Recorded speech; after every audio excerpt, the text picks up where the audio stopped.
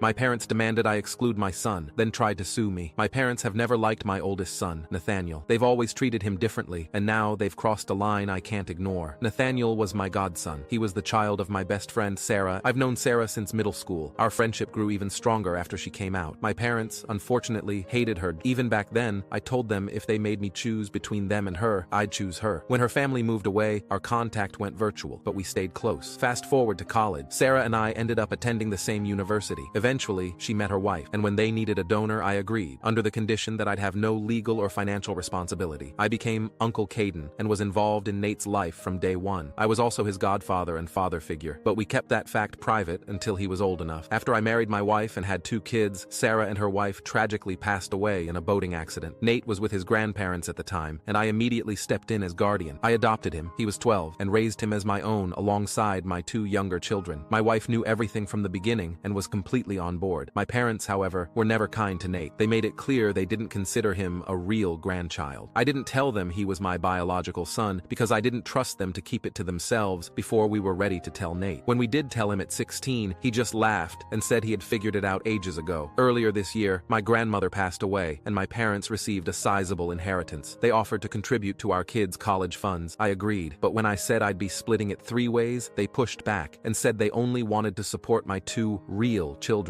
I declined. I won't exclude one of my kids because of their ignorance, but they didn't stop there. My grandparents had also set up a trust fund for their descendants. When we applied for Nate's portion, my uncle, a trustee, mentioned it to my parents, and they exploded. They accused me of keeping their grandchild from them. I reminded them they never considered him their grandchild, something I could prove with an actual letter they wrote. Now they're threatening to sue for grandparents' rights. I laughed in their faces. We've always been low contact, and now it'll stay that way. My sisters think I'm being cruel, but even they barely talk to our parents. As far as I'm concerned, my son didn't miss a thing by not having them in his life, especially when all they would have done is disrespect the memory of his amazing mothers.